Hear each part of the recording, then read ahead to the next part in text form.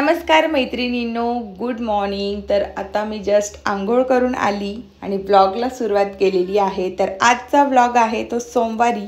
तर आज माझा 5वा सोमवार आहे। जसं की मी तुम्हाला बोलली मी सोमवार करण्याचं आता ठरवलेलं आहे। तर आज माझा 5वा सोमवार आहे आणि सोमवार असल्यामुळे आज छान असा व्हाईट कलरचा ड्रेस घातलेला आहे, कारण महादेवांचा अभिषेक करायचा आहे। तर सोमवारची पूजा तर मी तुम्हाला दाखवणारच आहे। त्याआधी पावसाळ्यासाठी झाडांची भरपूर अशी तयारी मी केलेली। गावाला जाण्याआधी मी छान असं खत टाकून गेलेली आणि आल्यानंतर मला खूप छान रिझल्ट्स माझ्या झाडांमध्ये बघायला मिळाला। भरपूर अशा कळ्यांनी भरलेले आहेत सगळे झाडं। तर इकडे तुळशीसुद्धा खूप छान बहरलेली आहे। सो थोडं म्हटलं प्रत्येक झाडात कुठे कुठे पिवळी पानं वगैरे आहेत ते बघून घेऊयात। तर मग मी सकाळी तुम्हाला माहीतच आहे की 10 ते 15 मिनटं माझे फक्त बाल्कनीत झाडांसाठीचे असतात, तरच माझा दिवस जो आहे तो छान आणि व्यवस्थित जातो। तर म्हणून म्हटलं चला प्रत्येक झाडाला बघून घेऊयात। जसं आपण स्वतःचा मेंटेनन्स करतो प्रत्येक गोष्टीत, तर तसं झाडांचंही मेंटेनन्स, कटिंग सगळं काही महत्त्वाचं असतं। तर माझे झाडं खूप नेहमी कळ्यांनी भरभरून असतात। ह्या उन्हाळ्यात फक्त 1 ते 1.5 महिना असं झालं की गॅप पडला आणि फुल फार कमी झाले।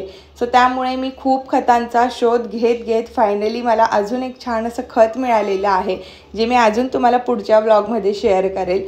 तर त्या खतांमुळे मला एकदम इन्स्टंट आणि छान असा रिझल्ट बघायला मिळाला माझ्या झाडांमध्ये। त्यानंतर मग झाडांसाठी प्लेट्स हव्या होत्या, काही कुंड्यांसाठी मला प्लेट्स हव्या होत्या व्हाईट कलरमध्ये, तर त्या प्लेट्स आणलेल्या आहेत।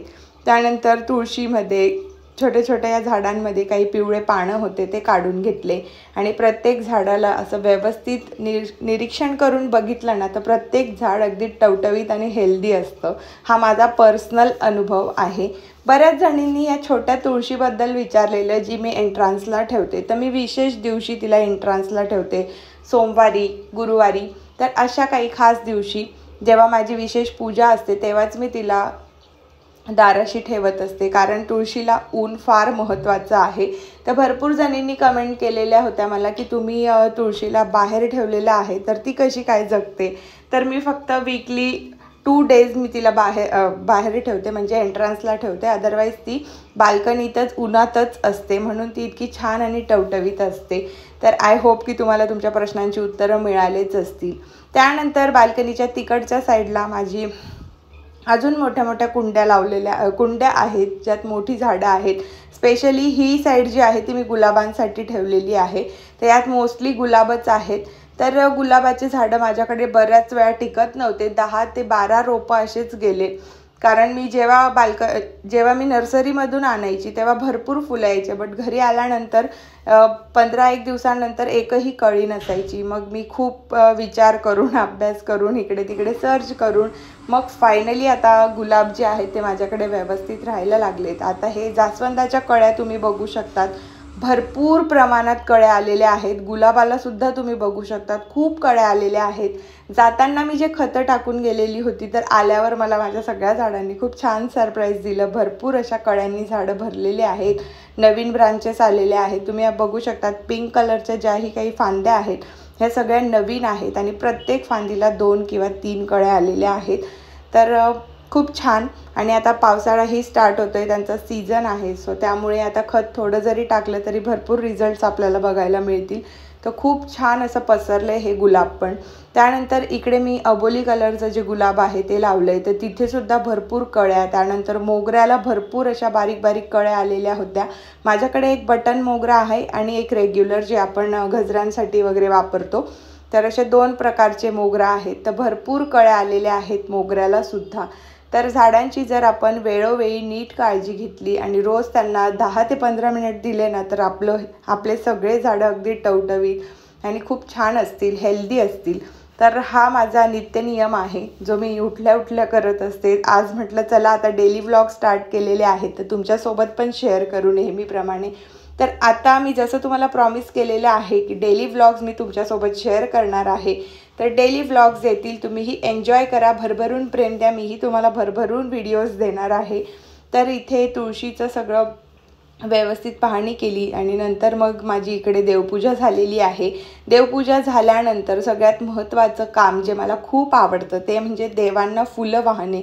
तर इथे स्वामींसाठी छान अशी पंचवटीच्या फुल बाजारातून मी माळ आणलेली आहे आणि ती माळ जेव्हा मी स्वामींना घालते ना तर स्वामींच्या चेहऱ्यावर एक वेगळी चमक असते आणि एक वेगळंच रूप असतं. जसं मी तुम्हाला बोलली ना मठातल्या स्वामींसारखं, जी मठातल्या स्वामींच्या मोठ्या मूर्त्या असतात ना अगदी तशा वाईब्स येतात देवघरात. त्यानंतर आज रेड कलरची थीम आहे, तर येल्लो कलरचा कॉन्ट्रास्ट केलेला आहे. स्वामींचा ड्रेस येल्लो आहे. येल्लो कलरचे गुलाब आजच्या दिवशी मी देवांना वाहणार आहे. तर खूप छान असे हे येल्लो कलरचे गुलाब होते. मग ते व्हाईटवर छान वाटले नसते, सो म्हटलं आज मग रेड कलरची थीम ठेवूया. सोमवार जरी असला तरी मग आज रेड कलरची थीम ठेवलेली आहे. आणि गावावरून आल्यानंतर मी सगळ्यात पहिलं जे माझं काम असतं ते म्हणजे देवघर क्लीन करणं. कारण 5-6 दिवस जरी गेले तर देवघरात भरपूर अशी धूळ वगैरे जमा होते आणि ते मी अजिबात बघू शकत नाही. सो त्यामुळे सगळ्यात आधी देवघराची क्लिनिंग करून घेतली, नंतर झाडांचं सगळं करून घेतलं आणि मग मी घरातली क्लिनिंग करायला सुरुवात केलेली आहे. तर इथे छान असे फुलं वगैरे वाहिले आणि मग माझे बाकीचे जे कामं आहे, आज उपवास होता सो त्यामुळे फराळ वगैरे माझं करायचं होतं. तर ते सगळं मी आता देवांची पूजा वगैरे केल्यानंतर करणार आहे. त्यानंतर फुलं वाहिल्यानंतर देवघर काही असं दिसत होतं. खूप प्रसन्न आणि छान वाटतं. फुलं लावल्यानंतर वेगळ्या वाईब्स क्रिएट होतात, धूप लावल्यानंतर वेगळ्या होतात, पुन्हा मग अजून गजरे वगैरे लावल्यानंतर तो मोगऱ्याचा सुगंध, अजून अशा छान वाईब्स, पॉझिटिव्ह वाईब्स घरामध्ये येतात. तर खूप छान वाटतं. तर इथे मी तुळजाभवानी मातेला छान असं गजऱ्यांनी त्यांचं जे आसन आहे ते सजवलेलं आहे. आणि त्यानंतर जो माझा कुलदेवीचा कलश आहे, मंगल कलश, त्याला सजवलं आहे. त्यानंतर स्वामींचं हे जे आसन आहे तिथे मोगऱ्याने सजवलेलं आहे. तर मोगरा जेव्हा आपण देवघरात वाहतो ना तर तेव्हा खूप छान सुगंध येतो आणि खूप छान अशा वाईब्स क्रिएट होतात. पूर्ण घरात तो सुगंध दरवळत असतो. त्यानंतर आता आलेला आहे पावसाळा आणि ह्या शेंगा मला खूप आवडतात. तर मग 4 वाजेला मी जेव्हा उठले परत झोपेतनं तर मग तेव्हा मी छान असा चहा बनवला. त्यानंतर शेंगा छान अशा भाजून घेतलेल्या आहेत. तर म्हटलं चला तुमच्यासोबत शेअर करूयात काहीतरी नवीन. सो थोडं किचनच्या पण क्लिप्स मी ॲड केलेल्या आहेत. आता डेली व्लॉग्स जे आहेत ते डेली तुम्हाला द्यायचं आहे, तर डेली रुटीन तुमच्यासोबत शेअर करणार आहे. भरपूरशा नवीन नवीन गोष्टी, भरपूर केलेली शॉपिंग, सुट्ट्यांमध्ये घेतलेले नवीन नवीन कपडे, तर भरपूर गोष्टी आता तुम्हाला ह्या डेली व्लॉग्समध्ये बघायला मिळणार आहेत. तर इकडे चहा मी बनवलेला आहे. चहाशिवाय कुठलाही दिवस जो आहे तो कंप्लीट होत नाही. तर 2 वेळाचा चहा हा लागतो आणि पावसाळा म्हटलं की चहा तर लागतोच. तर मग मी इथे गवती चहा वगैरे टाकून घेतलेला आहे. त्यानंतर छान असं इलायची वगैरे टाकून परफेक्ट असा कडक चहा मी आज बनवणार आहे. तर मला ह्या सगळ्या गोष्टी ॲड केल्यानंतर चहा प्यायला आवडतो, म्हणून मला दुसरं कुठेच चहा आवडत नाही. फक्त माझ्या घरचाच चहा आणि तोही माझ्या हातचाच चहा मला आवडतो. तर तुमचंही असं असेल तर कमेंट करून मला नक्कीच सांगा की तुम्हाला कशा टाईपचा चहा आवडतो, बाहेरचा आवडतो की नाही. तर मग इकडे छान अशा शेंगा मी भाजून घेतलेल्या आहेत. त्यानंतर मग शेंगा वगैरे खाऊन चहा पिऊन आणि मग मी प्रदोष काळात शिवलिंगाचा अभिषेक करणार आहे आणि मग मी बेलपत्र वगैरे वाहणार आहे. तर हे आता प्रत्येक मंडेला होत जाईल.